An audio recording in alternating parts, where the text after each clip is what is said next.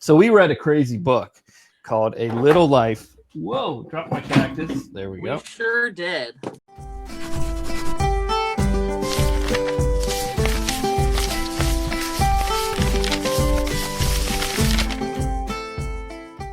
This, so you got a different one than I did. I got I wanted that one. But I got this one. Hanya Yanagihara. But before we get into this, will you please introduce yourself, Sarah? Yes. My name is Sarah Jackson. I hail from Dayton, Ohio, but I currently live in California in the San Jose Bay Area. We just bought a house, by the way, which I haven't told you, but congrats. Thank you. Career-wise, I've kind of spent most of my time doing a little bit of this, a little bit of that. I've done some teaching, middle school, high school, college level, teaching theater, some literature, directing shows at high school level, and being a caregiver for the last few years. But I most recently taught preschool at a little creative arts preschool, if you believe there's such a thing in New York and Harlem. I believe it in New York, yeah. Yeah. There's definitely a set that they're like, oh yes, our children must go to the most bougie schools. But yeah, so I'm an artsy fartsy person, into theater, into emotional experiences, whether that be live theater, music, reading books that I'm passionate about, stuff like that. That's awesome. Yeah, I mean, the thing is just to give for people that don't know, I know Sarah, but I mean, we've only physically met once. Yeah. She married a good buddy of mine, but we keep in touch, and then through social, Facebook and everything. The media, we kind of keep in touch and got to know each other a little bit. And you're very funny. Kim loves your posts. Like, she'll be sitting in bed and watch it. She'll be like, "Did you see Sarah's post?" She cracks up. She loves it. So, but then too, it's Kenny moving just a ton too. You guys have had to pick up and move a lot. Yeah. But that's kind of what resonated with me about this book, because it's a lot about friendship, and how I can connect that to my life is that, we've moved quite a bit. We started in Ohio, literally went to New York, California. So it's been, I think, counting our upcoming move, that'll be our 14th move. Damn. In under 10 years. Yeah. Jeez. Which is a little insane, but your house is in San Jose? So our house will be in Gilroy, which is a little bit south of San Jose. Okay. A little bit more country than we're used to, because we're city people. But Kenny grew up in Tiffin, Ohio. Oh yeah, that's where we've been the last 6 months, and it's been an education. Are you guys there right now? Is that where you're at? Okay. Yep. So you're in the same time zone right now. Yeah, we're getting ready for this snowstorm that's supposed to be coming. Yes. So. My kids are excited because they'll probably be off on Tuesday. Well, I'm excited, because I'll be off on Tuesday. But yeah. There you go. I'm not excited. I'm over it. I bet.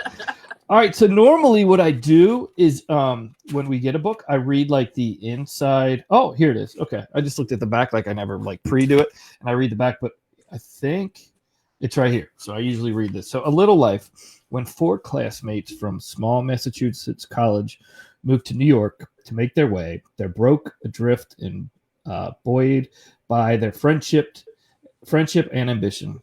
There's a kind, handsome Willem, an aspiring actor, JB, a quick-witted, sometimes cruel painter pursuing fame in the art world, Malcolm, a frustrated architect at a prominent firm, and withdrawn, brilliant, enigmatic Jude, who serves as their center of gravity. Over the decades, their relationships deepen and darken, tinged by addiction, success, and pride. Yet their greatest challenge each comes to realize is Jude himself. By midlife, a terrifyingly talented lawyer, yet an increasingly broken man, his mind and body scarred by an unspeakable childhood, and haunted by a degree of trauma that he fears he will not only be unable to overcome, but that will define his life forever. I'm always interested, because that's a completely different summary than what's on the back of my book. Is it really? It is. Wow. It's more about like the trauma. It's about Jude, but about the trauma and about the families we're born into and those we make for ourselves is the gist. But both are correct. Yeah. Both are very much about what the book's about. So I saw, if when I prepare, I kind of go on YouTube and see what videos have already been made, Mm. and it's like you have these people that are just sobbing, like loving this book, like sobbing. I mean, I people just, and then you see people that hate this book. Where do you fall? Here's what I'll say. I can't say that I hate the book. I think it's beautifully written. I think we're probably on the same page. Then. Go ahead. Yeah. I don't know that I can say that I love the book because I think more like the overlying theme for me is that it's extremely triggering. And that's as someone who has experienced trauma in their life, not to the extent that some of these characters have, but oh, come on. there are things that I can definitely appreciate about the whole scope of the book. But I would say I'm middle ground. I think it was an enjoyable read in that, I was concerned for these characters and for the friendships really throughout time, because it goes through decades of time. I cared about them as people. The more and more you get into the book and more things are revealed. I think I told you I was going to read this book back in October or something. I had to stop I did. I was probably 3/4 of the way through, to the point where they're starting to reveal some of these past traumas for Jude in particular. And it just put me in such a dark place to recognize that A, this is a book, but B, this is stuff that people actually deal with. And the toll that takes on friendships and relationships in general. And so, to be honest, I closed it for a while and then I had to pick it back up because, frankly, the things in my life going on right now are dramatic and there's lots of things going on in the background. And then reading that on top of it was like, it's not that the book's bad. I'm just like, it's all so much to take. It is. It's so much. And, I think that's how I feel. It's one of those books I stopped halfway, almost wanting to give up. Not the same as you. I think it was right. I remember I put it down. Obviously, you get to the real crazy stuff the last quarter of the book, right? Or maybe. And there was a lot of crazy stuff before that. I mean, it was really traumatic. As a book goes, it could have stopped there and it was a traumatic, triggering book. It goes, I remember putting it down and just saying, I don't even know if I want to finish this. And then I picked it up and I remember this. I even took a picture, like Emerson and Kim were in here and I was like, holy shit. And Emerson came running over like he could read over my shoulder. What is it, Dad? Like, yeah, what? And I'm like, dang, this is crazy. And it got that crazy. It's one of those things where, I'm glad I read it. I don't know if I could recommend somebody to read it. Yeah, especially if that person doesn't take dark stuff well. Right. And it's an investment, know. She is a good writer, and that's why one of the reasons I like the book. I love finding great quotes or paragraphs where it's like, oh man, she's a good writer. And so that would be a recommendation. But when it's good writing and it's 850 pages, it's almost like I'd rather the writer be not so good when it's 850 pages because I can fly through it. But when they're good and it's nice writing and you kind of want to absorb it, you read it a little bit slower, and try to take it in, because she does a really good job of conveying emotions and setting the scene, and she gives a lot of cool hints. I went back and looked at what I've circled and underlined about what she's really trying to get across in her writing. So I got to hand it to her there. For sure. I went in and I looked at what she was trying to do.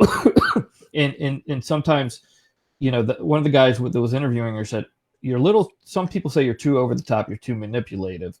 And she said she didn't want to be boring. She didn't want to be considered boring. She wanted it to be exaggerated, extreme, cross the line, and hot. And so my question is, was it realistic to you? In some ways, no. Right. For example, the fact that you have this ragtag group of friends who meet in college, and everyone has those friendships where, at some point you either fizzle out in some of these relationships or they change, they morph into something different. It just so happens that these 4 friends in particular, given all their trauma and all their, dramas in their own lives, are extremely successful.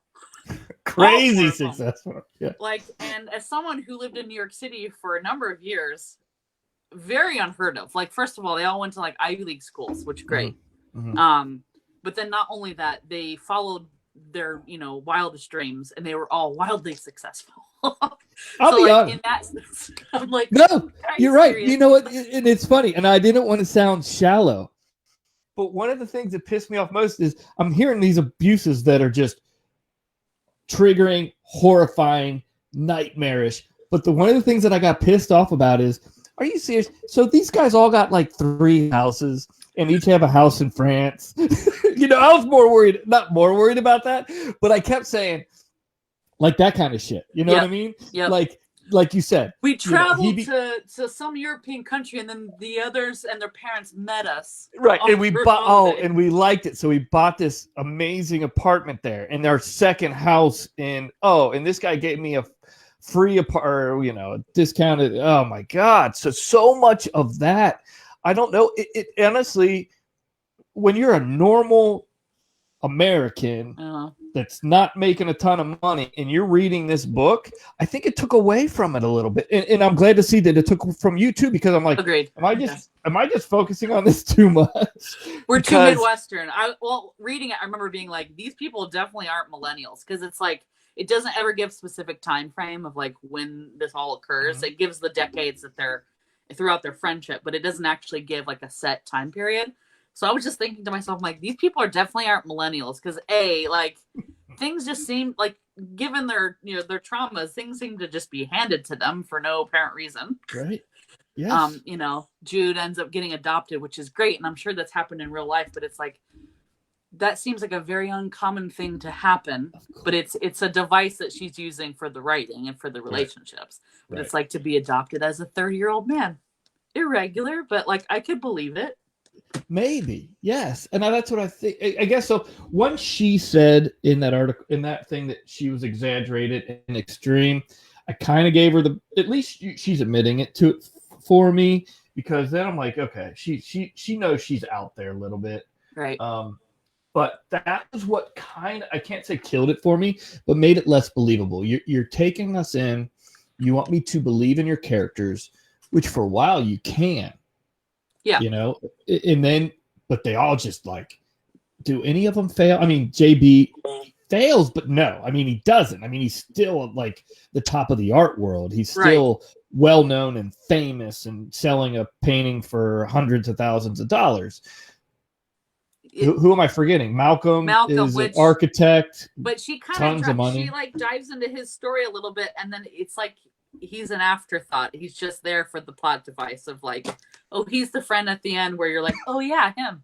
I forgot about him. Right? Yeah, no, he is. He kind of gets him where he's got to go. And then you got JB Malcolm, Willem, huge, biggest movie star, probably top A-lister, right? Right. And then Jude, who's gone through this, but he is one of the best prosecuting attorneys in the country. Yeah, what did he work for? The attorney general or something? Right, and then he went for like the biggest private firm, which he had some qualms about, obviously. The corporate, corporate killer. He was the biggest corporate guy that would protect the corporations over individuals, which, at first I had a problem with, but then again, I guess I could see, when somebody goes through what Jude went through, at first, your first response in a perfect world would say, well, he'd want to be nice to people. But then again, it makes sense. Maybe you want to go get revenge and just be that powerful guy. You want to hold the power. So I could see that. The antithesis of what maybe he might feel in his personal life. Exactly. Right. So here he is powerful and can, I hate to say be evil, but not good. Everybody. Well, she even wrote in the book something about the way he was perceived by his co-workers and the people that worked for them at the firm, was that he was cold and unaffected and just he had an air about him. There, people knew they didn't want to fight him. Not a dude you want to hang out with. So let's say this. So there's a lot of questions with Jude. Why? there's a quote. I gotta find it, but she wanted to show people hanging out for life. I guess. What did Jude? And some people say, well, Jude gave the friend somebody to care about, but I don't know. Why was Jude this central figure? Why did people? How did that friendship last a lifetime? What did he give back? Right. I'm trying to. I don't know. I'm trying to. That's a good question. Yeah, I thought about it a little bit because I was just thinking like the themes of the book and like how friendship obviously is like a male friendship at that is one of the main focuses. I think for Jude, that's a good question. Like, what did he offer to that group of friends? Right. And for guys, for dudes, I get it. Most guys, though, as friends, and I mean, maybe women are different. I hate to even say this, a guy or girl thing, but I don't see that as a friend. You don't see that in many circumstances at all. If you're going to if I'm going to do something for my buddy, if I'm going to want to be a caretaker, it's because we have so much other stuff before. Tons of building.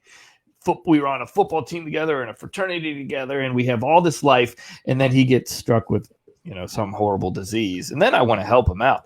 But honestly, from the beginning, you don't see that. You see Jude as this inward-looking, suffering character that all you do is look out for Jude and care about Jude and worry about Jude.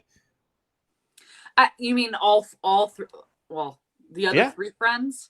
Because I would say that especially is true for Willem. I think Willem from the beginning, related to him because they were both orphans, and that he definitely always had his back because they had at the time he thought that they had a similar, story. Was Willem an orphan? No. Yeah. Willem had his parents, but his parents weren't really. Willem had his brother that died.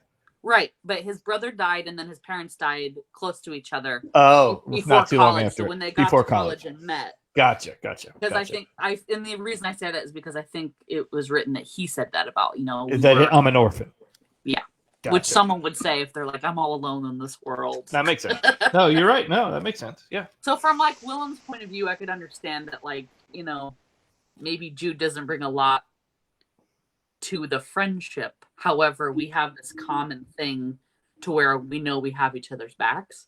But as far as JB and Malcolm are concerned, the other two friends, I don't really see what Jude brought to that relationship other than that, like, Jude was kind of a muse for JB in a lot of ways because, his whole life he's making maybe that's it. Portraits. That's true. He was his muse. That could be it. That maybe that's what it. Yeah, I think you're right. But the also last interaction they have is when they're at JB's last art opening and he kisses him, and it's like, oh, that. Wait, what are you doing, dude? So it's like I think he served as some sort of muse character for him. I mean, he painted him until I don't. And everybody was recognizable. No, I think you're right. I think that was who. And I don't know. I mean, I knew that as I was reading it, but I didn't come away with that. I think you're exactly right. But for Willem, I think it was also his brother passed, and they kind of brought that really together at the end, that he was more like, almost like he couldn't be there for his brother when he was dying, and he's got this friend that's suffering. And so for him to leave or, not love this guy fully, he's kind of leaving his brother. He couldn't be there for him, and his brother's gone. So I can definitely see that for sure. But I was flipping back through the book, trying to figure out the moment in time of when in Willem and Jude's relationship did it become more than what, you assumed was like a very deep brotherly thing. All of a sudden you're like, maybe this is like a deeper love than I knew. Maybe, I'm not gay, but like I am in love with this person and everything they are. So we're together. It's a relationship, whatever that means for them.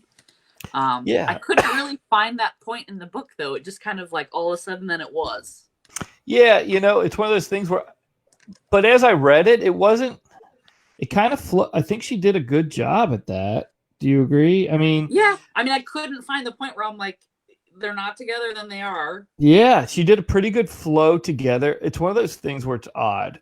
I think if you tell people that haven't read the book, you can't understand it. Especially, we're in a society, I think, that's really growing. We're learning that gender is a spectrum. I think we're learning that sexuality is a spectrum. We're still very polarized as far as that goes. Right. I think there are people that are very much in the spectrum that don't give themselves labels, and I think we don't talk about that much. You don't hear about it much. You don't see it in books much, and so I thought that was one of the cool things about this book is neither one of them identifies as gay. Right. Think no, they don't. Especially Willem, and they then have a pretty much. Do they get married? I forget. They weren't married. But they were committed to each other over that everybody knew about. Time. Yeah. Years. So and even Willem, who becomes a big movie star, people know that he has a partner that is Jude, and so I thought that was kind of cool, something that you don't hear about. That these two guys that are not classified either way is gay, but but kind of that I'm going to be the devil's advocate of that. You don't see it in Willem ever before that. Right. But is it just Jude? I say this as a theater type because I have experience. That a lot of us artists, I think we view like the whole conversation about sexuality on a spectrum, gender on a spectrum, all those things. It's not really something that we at least in my experience, we sit around talking about, but it's kind of a given where you don't have to talk about it. It's just something you accept. Yeah. So maybe he, like in that character's life, he just never really put much thought into it until it was happening. And he's like, I guess this is what this relationship is, but I'm not going to put a label on it. It's funny that you say that in your community, because when you think about that, that's how the theater community has been forever. Forever. You go back to like who was that famous director? I'm thinking in the Hollywood 1930s. I'm going to forget his name. But anyways, the fluidity back then was everybody knows he's sleeping with dudes and chicks. It doesn't matter. You know what I mean? But it's weird when it comes out and now, we're more open, but we have polarization now that we're more open. You're either this or that. But you're right. Probably before we were more open and accepting, it was much more fluid throughout history. Right. It's just interesting too. I just, this day and age, the political correctness of it all, saying that like, you have to be open to all these things. And amongst a group of 4 men in this book, you don't get that like overtly masculine, like, not at all. It's not, that's not part of it, which is why I tried to place like a time period on it to begin with. I was like, it just seems a little out of the ordinary, say if it like begins in like the early 80s or, whatever. But I guess if you really think about it, it's universal in that it's probably always happened throughout time, but it just it's not been a mainstream story. It's not been something that's been highlighted. I think you're right, because you're right. The whole time I'm reading this as a guy, I'm trying to think, okay, where would these guys fit in of people that I know? Like, who are they? And you're right. They kind of don't. It kind of seems out there. But then again, it's just not the type of guy that's written about or in media or whatever. This group of friends, they probably exist a lot. In New York, especially. I mean, there was something comforting about the way it was written too. There's a specific passage, and I was trying to find that in my book too, of a building she's describing. It's when Jude's going to visit Andy, his friend, who's also his doctor. She describes a building to a T, and as I'm reading it, I'm thinking, I know this building. It was 1 block away. She describes this high-rise building that's like 25 floors.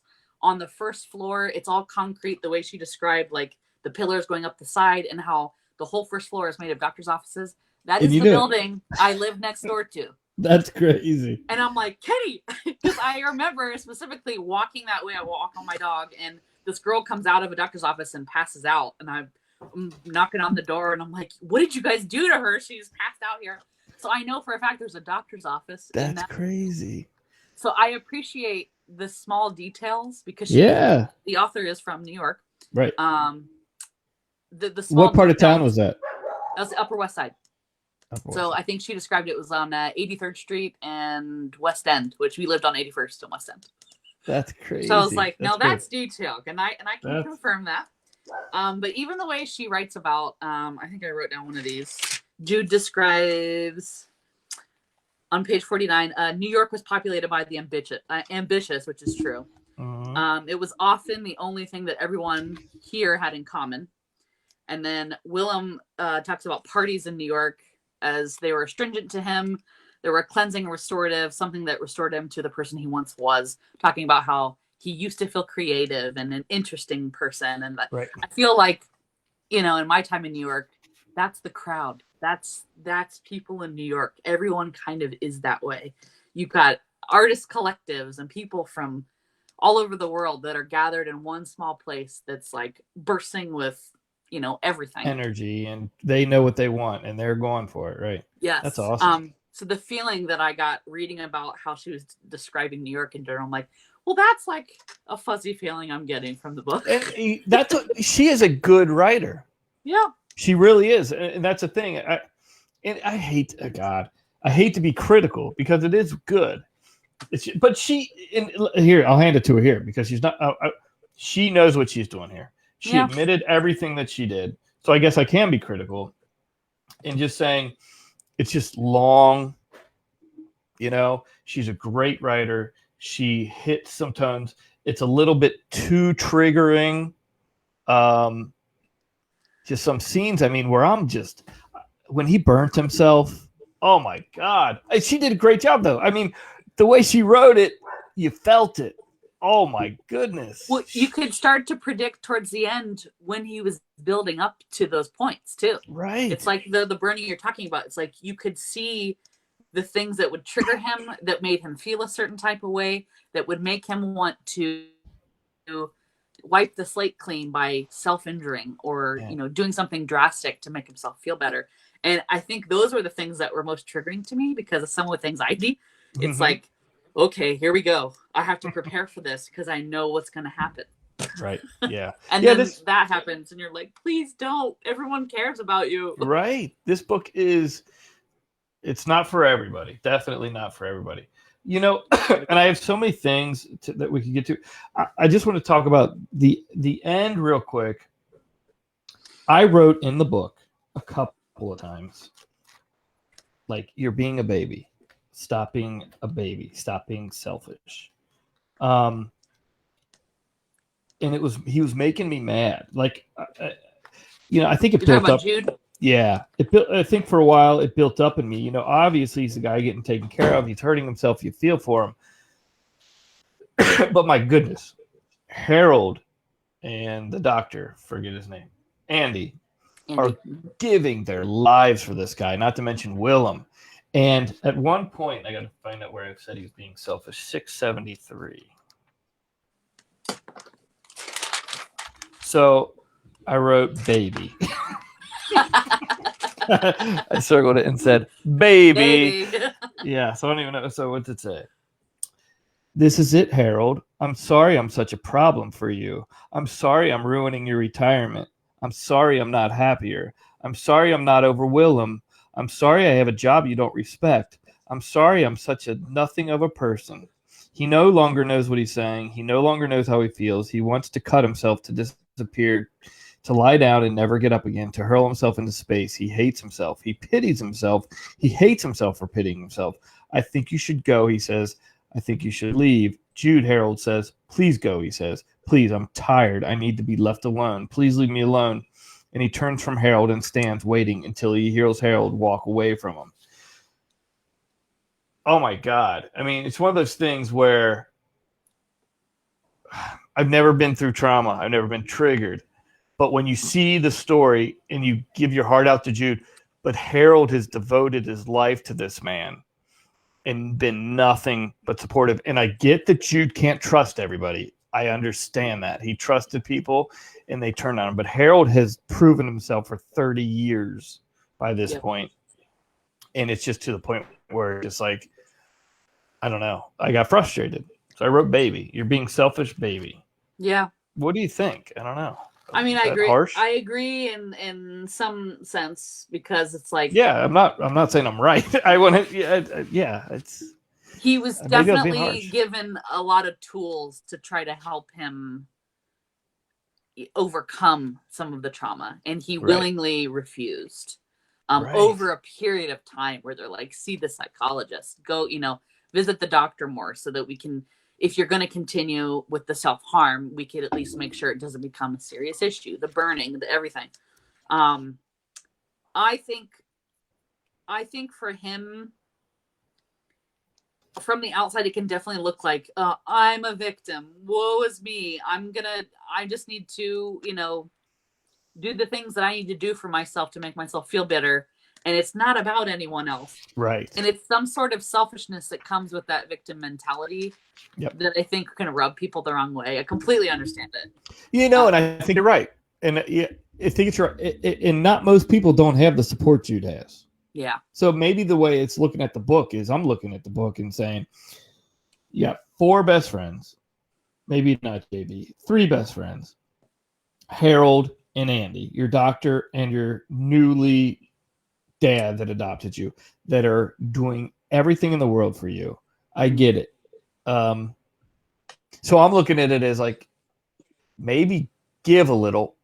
I guess it's just, okay, it's weird. Jude has gone through more than anybody else on earth, according to this book.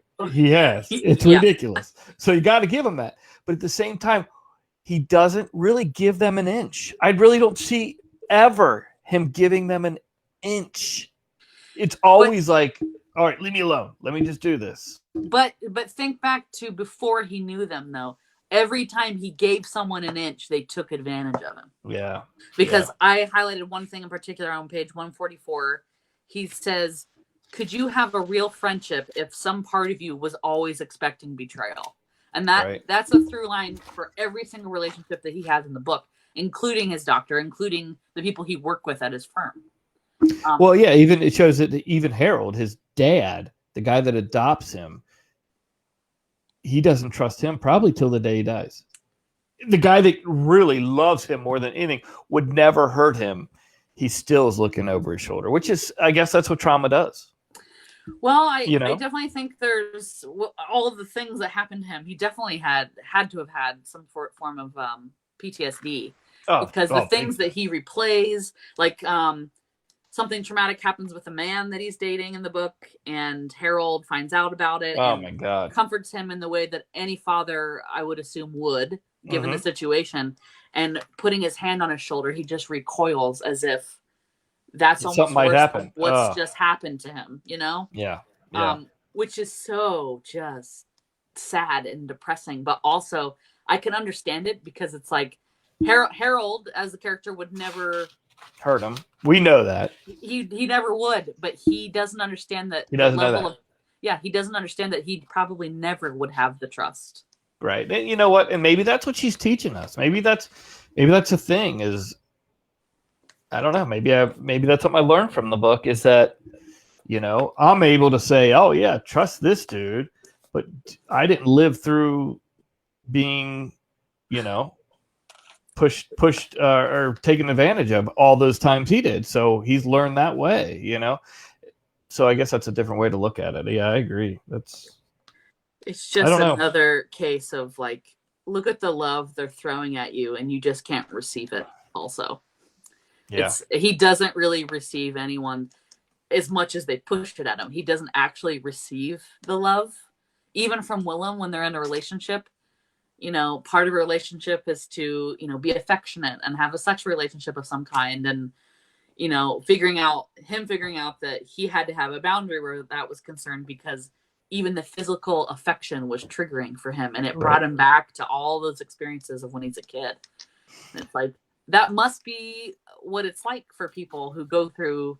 I can only imagine. Like hell after hell after hell. No, yeah. The biggest thing that made me feel better, and I didn't want to say this yet, was, I got to find it, the author, and give her credit for this too. She said she wanted to write a character, quote, that never got better. Yeah. Not that he should have. Right. And I guess the thing is I am so used to books where you get better, where, you finally see the light, or, a happier resolution of some a happier kind. resolution. But when you see everything he's been through, that's not possible in real life. She's probably more realistic than ever. That doesn't happen in real life. Most people are going to be traumatized. And now that I'm saying this and looking at it and everything, she's probably right. Yeah. She's I agree. probably right. She's probably right in that real life, what this guy went through, you're not going to be able to turn it around. Yeah, I mean, if I experienced half of what Jude went through, I probably wouldn't be able to get past it. Yeah. So I say, just like the longer you go, it's like more. Yeah. Wow. I went to, and I'm going to let you, but I like this quote about friendship. And I don't know if this book's about friendship. It's hard to be. What do you think? Do you think she likes to put it around friendship? Hey, these guys that grow up together, and this is how they all look. I don't know about that. Here, let me read my quote first. Yeah. That I really like, and I don't know if it pertains to this. I don't know if it pertains to this book, but I think it's an awesome quote. You won't understand what I mean now, but someday you will. The only trick of friendship, I think, is to find people who are better than you are. Yep. Not smarter, not cooler, not kinder, and more generous and more forgiving. And then to appreciate them for what they can teach you, and to try to listen to them when they tell you something about yourself, no matter how bad or good it might be, and to trust them, which is the hardest thing of all, but the best as well. Yeah. I thought that was really cool, but she gave that to me on page 210 out of 800 pages. But maybe that's her point, is, you find them, the best friends, to trust them and to give in to them and understand them. But that doesn't happen in this book. Well, for reasons we just talked about. Yeah, I agree. Well, that is interesting. I have the exact same quote written down here, highlighted, because I was like, yeah. I think the underlying theme for me is maybe not friendship, just the word, but the way that friendships can morph and change, and the things you take away from those relationships. And given that quote's from 240, that's when he's talking to, I think, a tutor student. I think his name was Felix or something. Right. Yeah. Who's a young man. So it's like he's almost for me, it's like he's almost giving himself as a young man advice. Now, whether or not you can absorb that advice or not. And it's kind of like that in the book, where it's like, well, that's on page 240. This book's 800 and some pages long. And you don't really understand the scope of that comment until you're well into 650 pages of that. Right. You can give that advice, but do you always absorb that advice yourself when you're giving it?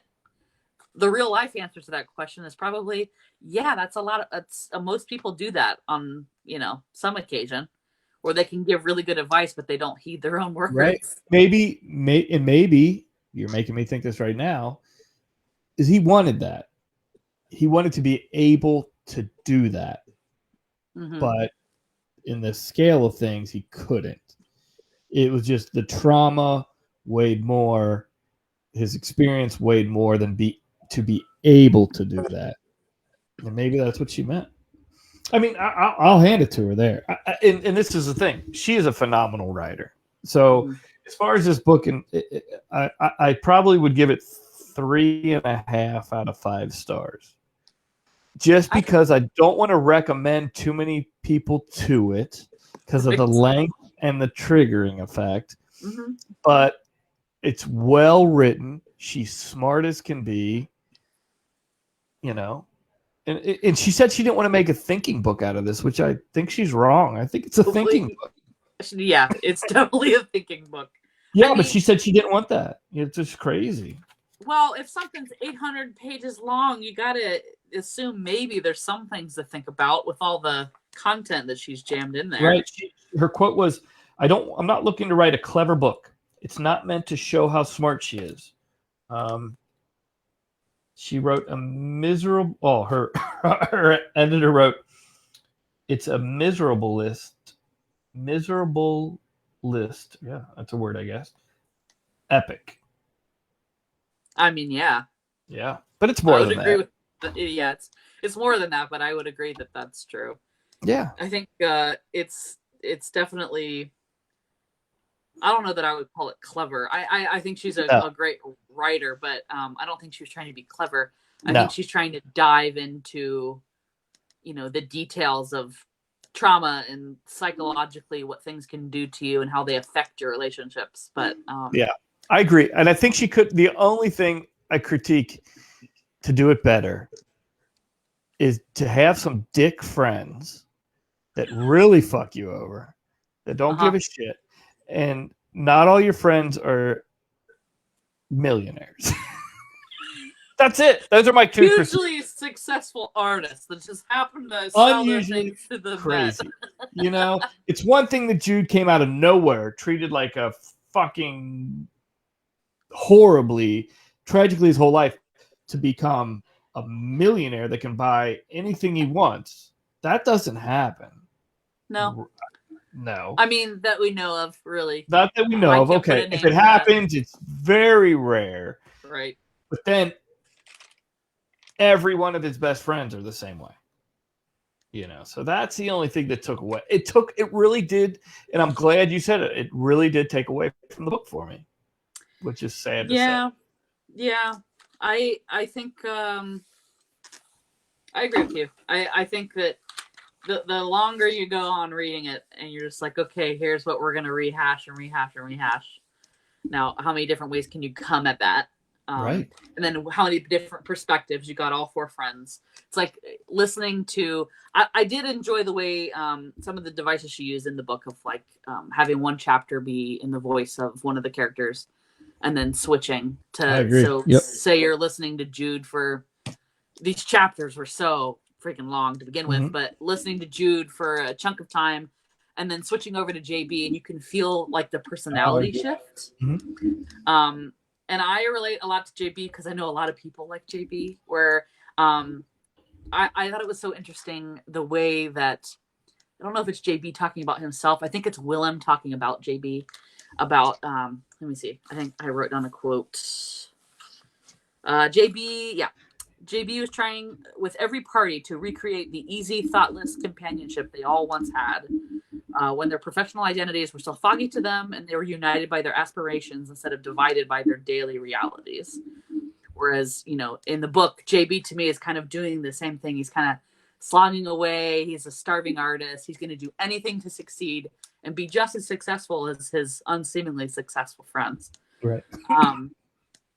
But he's a partier and he wants to be around interesting people. And I think when he dives, I hope this doesn't ruin anything, but when he dives into his meth addiction, it's him striving to make life interesting, to almost feel tortured and to see other people in this way because it's a new and fresh way to see things.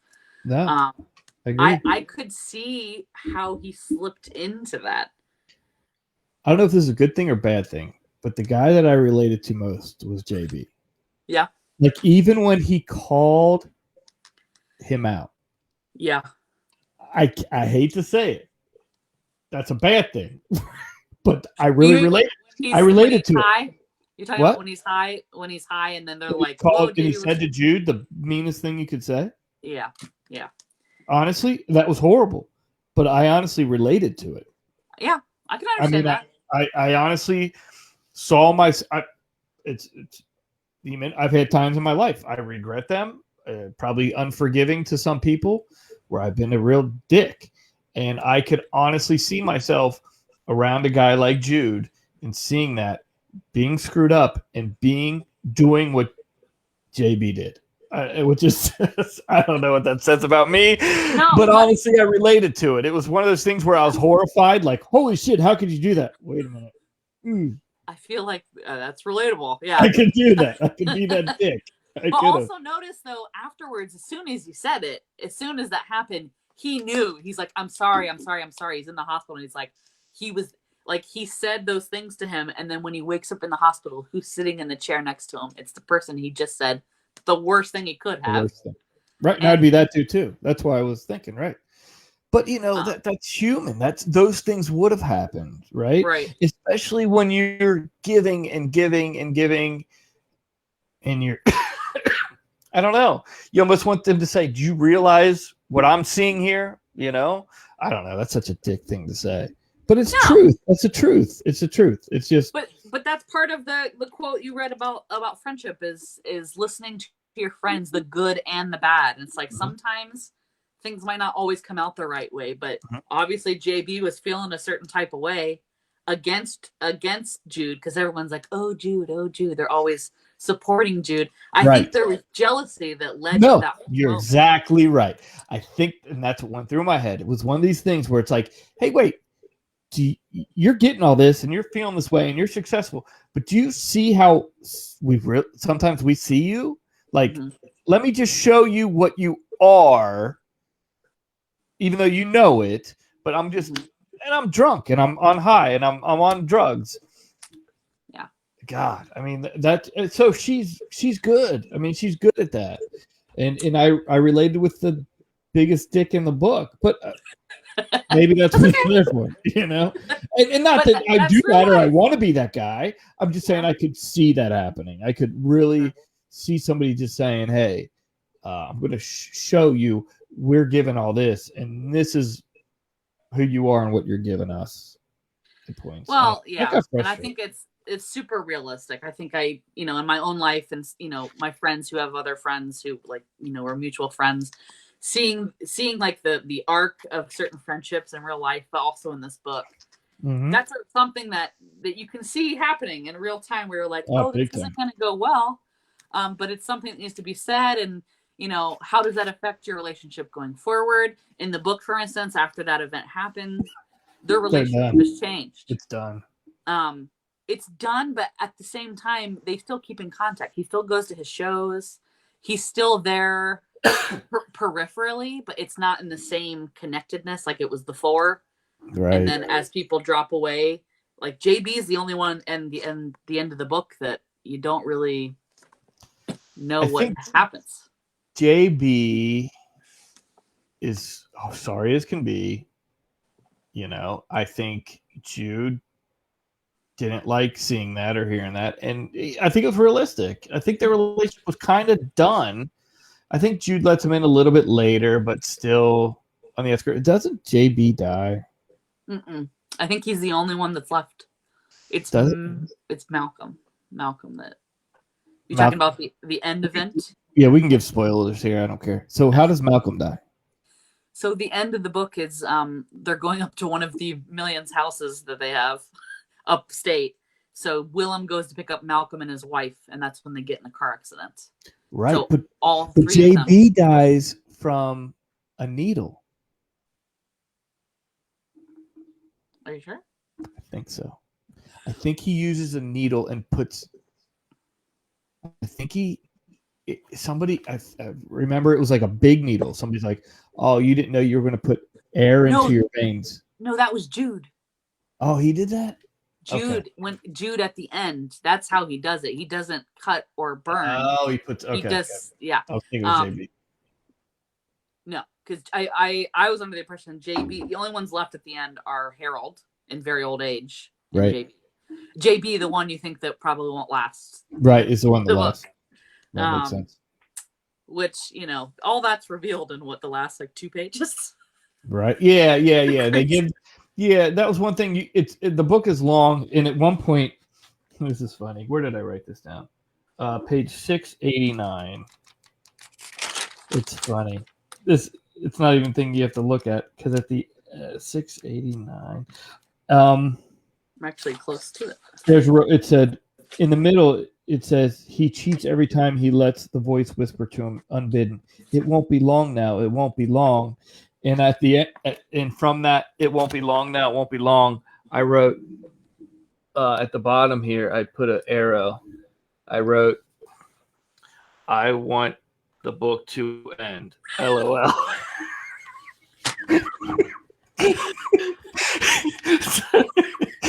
I mean, you're not wrong. So the book would tell me it won't be long now. It won't be long, and I'm just like, please, God.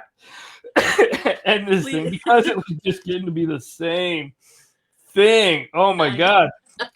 And then you're right. They kind of just end it. Like that letter that he wrote explaining everything is like on the second to last page.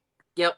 Give me some, like, if you're going to give me all these pages, then I want to see them dealing with that letter a little bit more than a paragraph or two, because that letter explains Jude's horrific life. Yep. And you're kind of like, just like, oh, Jude went through all this. Oh, man, that was hard to take. The end. I mean, there's no other way to better sum that up. That's exactly what happens. Right. Well, it's like, that was what, page 689 you said? Yeah. Basically, that, I mean, you got like a really small chunk of the book left, but at that point, you're kind of like, we know where this is going. Right. You could probably just end it there, but no, let's just write a letter and explain. And I think I forgot about the letter at that point, too. I think I forgot about the letter, but oh my God. So where is... All right, so I want to give this little final thing, and you can add whatever you want, but I like this quote because it's called A Little Life. And there are a few, I have a lot of like things where I think she talks about a little life or my life. I have a few of them, like page, that's what I'm about to read. There are a few quotes where she talks about like where I think she got her quote. 155 is an example, but I like this one. This is a sad life because this really sums up the book. Page 621. I'm just trying to see what one started. Let's see. I'll just start at the beginning of the paragraph.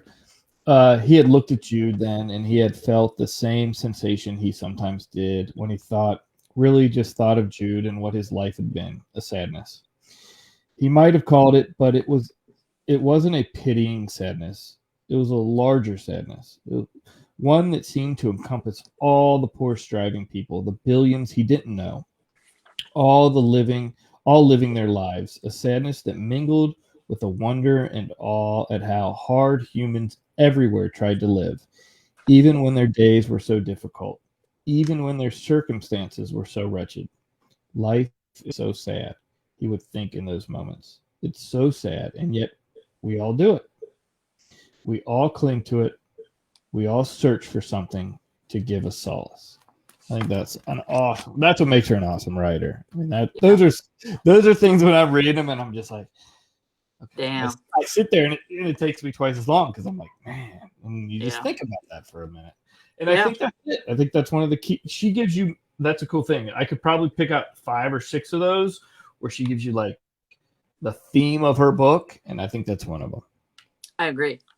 I think that's the kind of the mood you get for the entire book too. It's an underlying melancholy that you just can't put you can put your finger on it because there's so many things where you're like, damn, that's sad. Right. But it's just the weight that you feel from everything that's happened to all these people where you're just like, yeah, life's just kind of hard and unfair and a lot of the time sad, and you can't fix things sometimes. And I think Harold had a quote about something about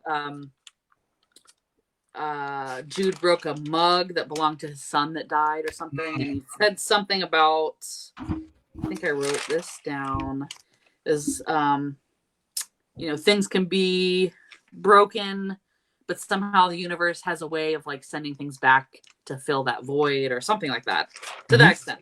I remember. Where it's like, yeah, I believe that to be true. For someone who can live through something terrible and thinking, like as a parent, God forbid you would ever lose a child, nothing is going to fill that void of that child. Right. However, there might be something in the future that could kind of fill the hole a little bit, but it's not the same. It doesn't equate to being the same thing. But something that wants to let you keep going. Right. Something makes you still want to live. Right. Something and you can't answer what that is, but there's something there, whatever Even that if you means. can't put your finger on it, right? You can't put maybe you can't put your finger on it, and that's what Jude was. He really didn't try to take himself out till much later. That was near the end of the book, but he was pushing to survive most of the book. But most of it just because he made promises to people that he would for their sake. That's true. He knew what he meant to them, but he couldn't reciprocate, and he couldn't let them know that they would never be that for him. So he had already made his mind up, like before Willem died anyway. He knew what he was going to do at the end. Like once he was not mobile or able to do things for himself, I think he always had in his mind that it's going to end the way that he decided it was going to end, which is sad to think about. But a lot of people go through the same thing where it's like you feel like you've lost everything and you feel like there might not be that one singular thing holding you in obligation. It's just fucking sad. or the threat or the fear of whatever has happened to you could happen again. Right. Like what happened to Jude over and over and over. My God, your hope is just that Jude's life has never happened to somebody. My goodness. But I'm sure something similar has, but my goodness, crazy. Yeah. I'm gonna agree with you solely on the comment about like it's a read. I'm glad that I read it. I can't say that I would recommend it to someone unless they like books like this that do this to them. Right. I have a college friend named Sarah who has a book club of her own, and she recommends all kinds of books because she is a ferocious reader. Loved this book. Yeah, there's a lot of people that are absolutely crazy about it. She said it was one of the favorite things she read last year, and so. When I was like, yeah, I told Kenny, I'm like, I picked A Little Life. I'm excited to read it. Sounds like it's about like 4 friends. Right. See what trouble they get into. And it's like, yeah, that was probably not a good mental choice for me this year. You got to know what you're getting into. And I agree, because that's how I was getting into this book. So many people were excited about it. I'm like, oh, okay, cool. Let's jump in. But yeah, there should be like a warning label. Yeah, you might be triggered by 1 through 89 things that happened in this book. Right. My God. I mean, I just went back to look at like things that I highlighted and shit. Just the scene, like, and this isn't even triggering. I mean, it gets so much worse. But in the beginning, like, there was a scene where he was in that kid's home, and he would get molested and raped every night by like the brothers and whatever. But he would wet himself in his whatever he was wearing to bed because he was so scared of it. But then they would make him, because he wet himself, they would still rape him, but they'd make him wear whatever he wet all day long. So he's in like wet, urine-soaked clothes all day until they raped him the next day. And then he'd be scared if they didn't rape him that night, he'd wet himself again and he'd wear, oh my God. I mean, and that's in page like 250, and that's nothing. I mean, that's a lot, but it gets worse. Yeah. That's why I think I was like, reading the book, and I read it and I thought, I got through a lot of the trauma. I know he's hiding something. We'll see what happens. And then when I put it down for a week or two, and then I got to that point, I'm like, holy shit. Like, yeah, you weren't even starting. You didn't even, he's not even, you're telling me the trauma of the past more, but you're now telling me the trauma of the present, like what he's going through now. Man, crazy. It's a lot to take in for sure. I certainly hope something like that has not happened to a living human person today. I mean, it's highly irregular that you'd be left by a garbage can and then adopted by monks and then kidnapped and then watch that person walk through hell, but become a multimillionaire. Have multiple houses, vacation. Multiple best friends that are A-list movie stars and whatever. I kind of equated him to like Brad Pitt level. I did too. I was up there because that's how they made him out to be. He could have whatever movie, and even if you admit that you're gay, it really doesn't hurt your career that much. Come on. There's not many people film movies like that. So yeah, I don't know. It's a story. It's a story we read. Well, thank you. Will you do this again? Absolutely. I love to You read. will? I need something else to read now that All I right. finished this So massive book.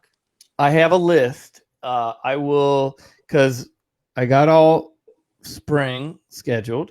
This is all, and then I have fall coming up, and so I have a few books. But if there's a book you really want to do, just let me know. But I have a few that need to be done, so Okay. we can do one Well, of I'll those. take a look at your list. I'm gonna try to like do an eeny meeny miny mo this time, not do any research, because the research, I just didn't get the feel for this book before I was like, I chose this one.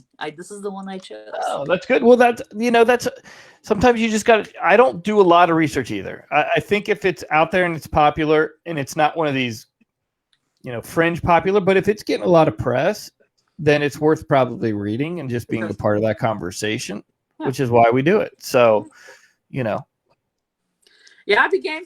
I like awesome. to read. I like to. And did you have fun?